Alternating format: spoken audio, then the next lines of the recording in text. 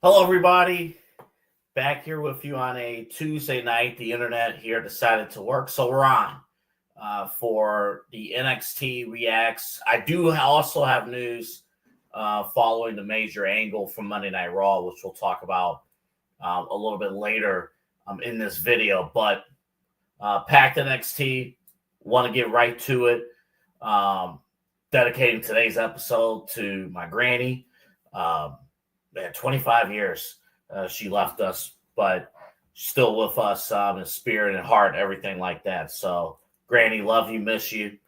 Can't believe it, all the time that passes when a loved one goes. But man, she very, very special person in my life, definitely. And I miss her to this day. So, episode's dedicated to her. And D'Angelo. We lost D'Angelo today. Oh, man, D'Angelo, that's tough. Tough day. Hearing the news that he passed from cancer at the age of 51. Too young to be called home. But everyone, man upstairs has a plan. So that's tough. That was tough to hear that news today. All right, on to the wrestling with NXT. A show that was actually recorded a week ago. They did a double taping with the rest of the crew going to Australia. NXT actually has shows over the weekend. Some of you might have actually attended NXT Live right here in Cleveland at the Agora this past Saturday. So you had that. I was at Exodus Pro Wrestling on Saturday. Had a great time there. So a lot of stuff, but let's get to it. Things I like, things I didn't like about NXT, and let's start right with the main event. The 20 women battle royal, who and again, as much as we're extending the olive branch to TNA wrestlers and Evolve wrestlers and some of these other companies, and it's great for them to tell their stories. It's great to see different wrestlers, but I don't know who everybody is, so. Trying to tell these backstories, I don't know who the people are, but it's okay. Tatum Paxley, the winner, surprise winner of the Battle Royal. I'll talk a little bit later in the video about who didn't win this match, but great to see her win. Great to see that. You kind of get the vibe that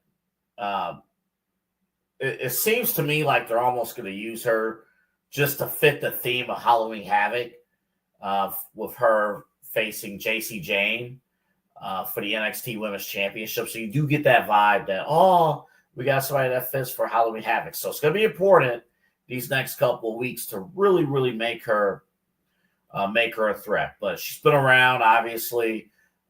We saw Lyra Vicaria.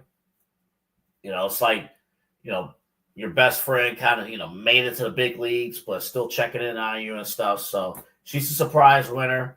I do like the finish where she was basically, you had the big boot, and then she was the only one that didn't fall.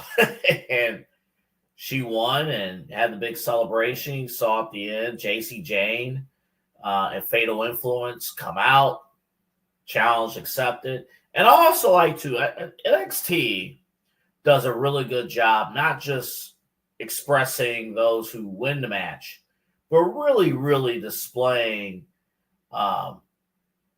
what the consequences of losing. I think NXT does a really, really good job of that. It's not just winning. It's not just, hey, we had a great match. Did you win or did you lose? They do a great job of that. And there's a name on commentary that I'm going to mention that over the summer when I was doing this series, I was very, very anti this person. I was very anti Booker T. Not from the entertainment standpoint, but dude, come on. You got to stay focused with the show. We got to focus Booker T tonight. We got a Booker T who is explaining, wait, this is what it means to win championships. This is the difference between winning championships and losing championships. This is the difference between, honestly, business and friendship. And his commentary perfectly explained the Zaria Ruca story to a T. Explained it very, very well. Of course, it was Ruca actually, or Zaria, excuse me, who looked at her partner. Ruca's like, you have the Speed Championship, you have, this other title, the North American title. Do you really need another championship? And Zaria's in the match with Blake Moreau. Really, this whole show was about those two, about Zaria and Ruca. It was about those two. And how far do you go? It's kind of selfish. I know part of the story's been played out. It's been playing out on SmackDown as well. And these two will have a tag team match against Alexa Bliss and Charlotte Flair coming up very soon. I believe the upcoming SmackDown, or maybe a little bit after, they're going to have their championship match, maybe Saturday's main event. But I love what Booker T, his message is consistent, because you saw the interference at the end of the Zara Blake Moreau match. You did see that interference with the hair pick. That was pretty clever. And then Ruca gave her championship contending spot to Zaria. A little cute. And then Blake Moreau attacks Ruca. And then Zaria blatantly climbs over the top rope, eliminates herself to save her partner who's not in the match.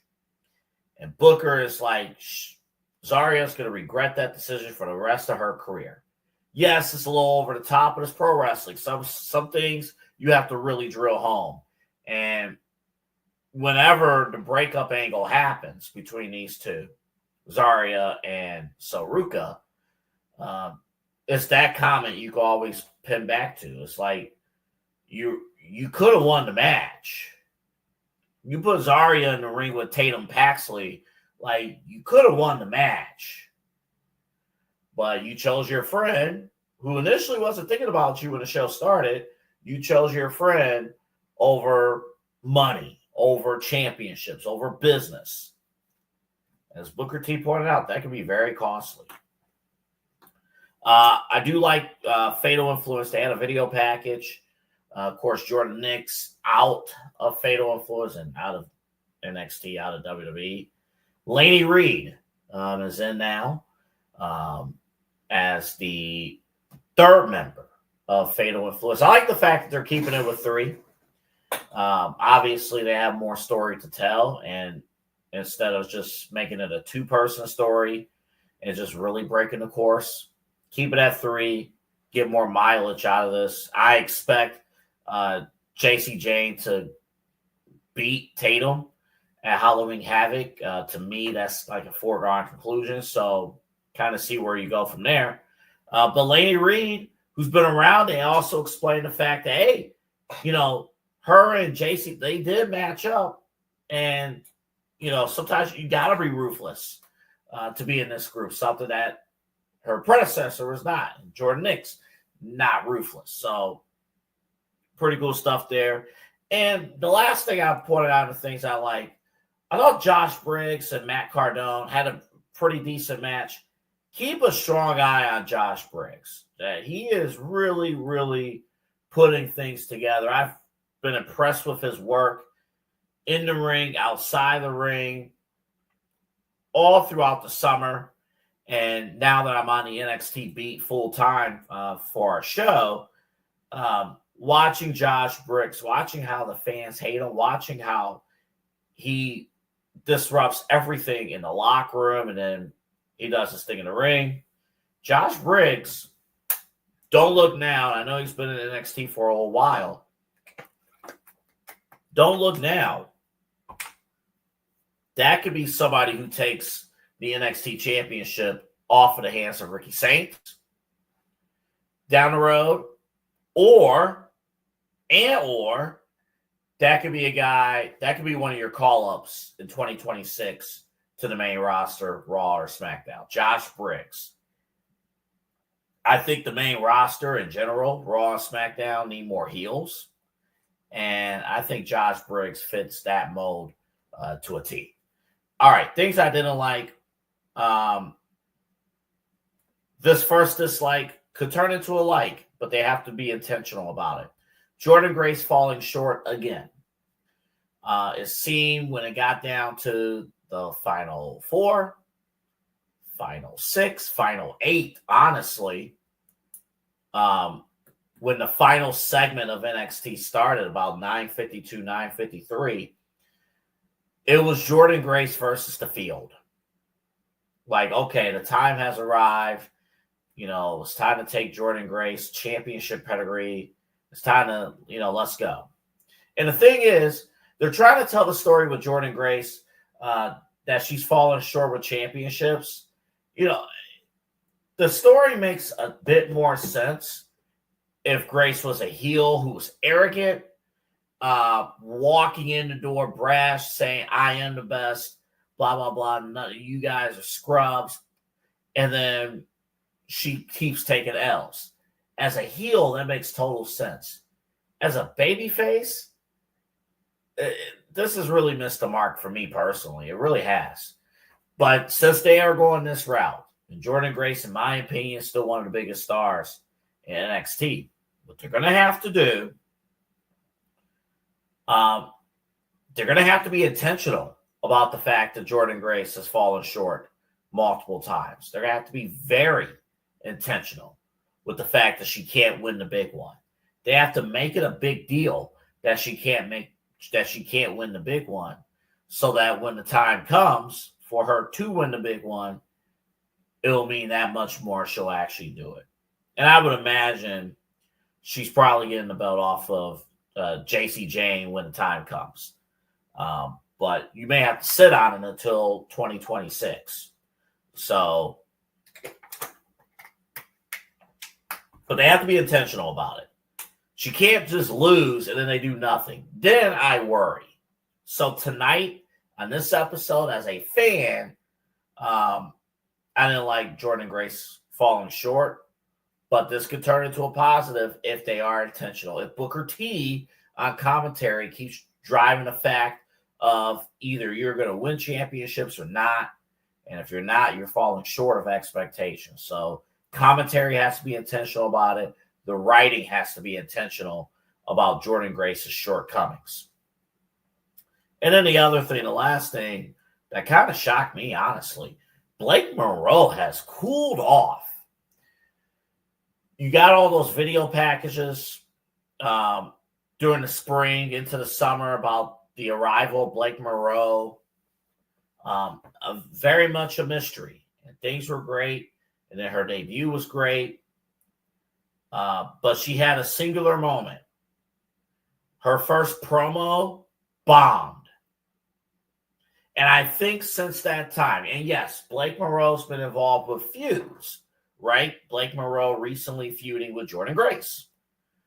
I thought it was a misstep, a huge misstep earlier in the summer when they didn't allow physical contact between Jordynne Grace and Blake Monroe right off the bat.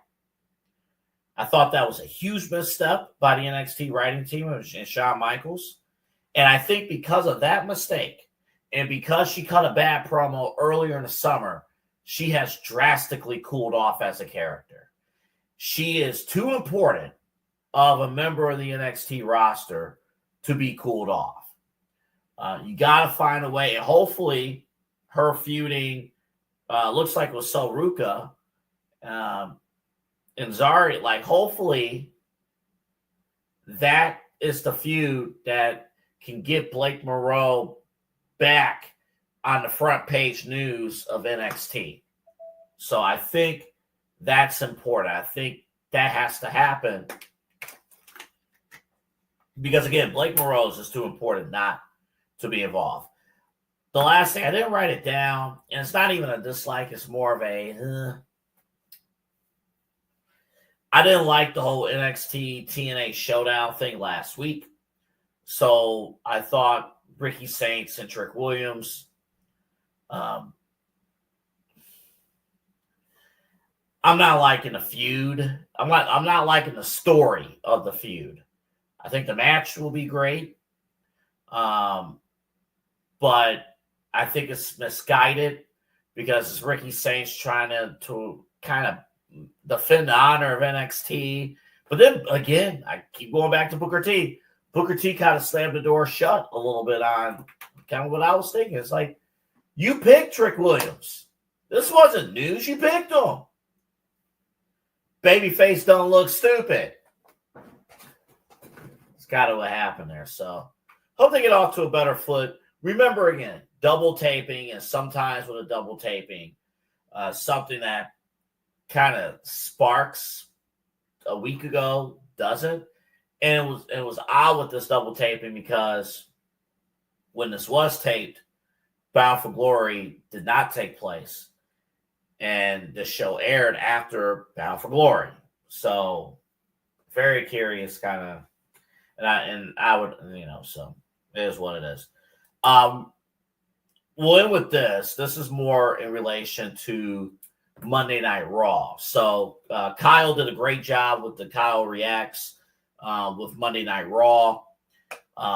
We got his and your guys' immediate reaction to the biggest story in pro wrestling right now, and that is the downfall of the Vision, Braun Breaker turning on Seth Rollins. And I will lay out my full thoughts on the angle and all that stuff on the main show, on the main podcast coming up Friday morning.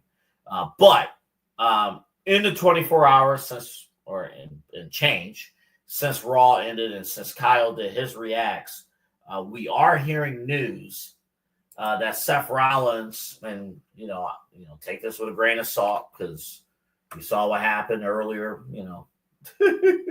earlier in the summer. Seth Rollins actually suffered a major shoulder injury, and apparently it happened during his match against Cody Rhodes at Crown Jewel. It was when Seth Rollins did his coast-to-coast move on Cody, and you see, this shoulder and everything landed right, but it was the left shoulder.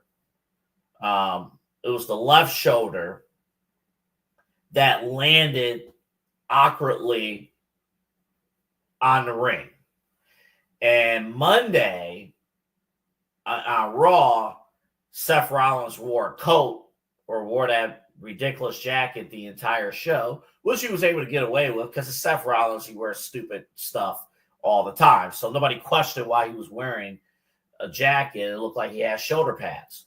Well, it turned out he probably had a sling on or something, with his shoulders. So I would imagine this time it ain't a swerve. It wouldn't.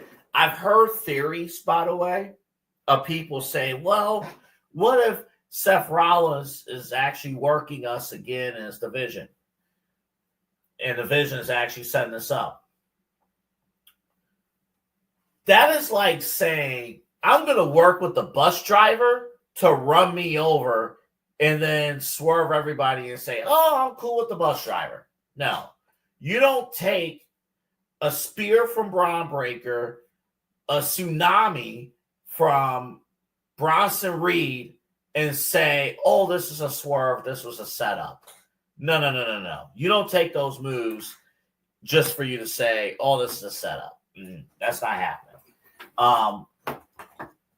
I will tell you my initial reaction, very much shocked at the turn. Literally, I kind of tuned out Raw a little bit at the end, like the angle happened or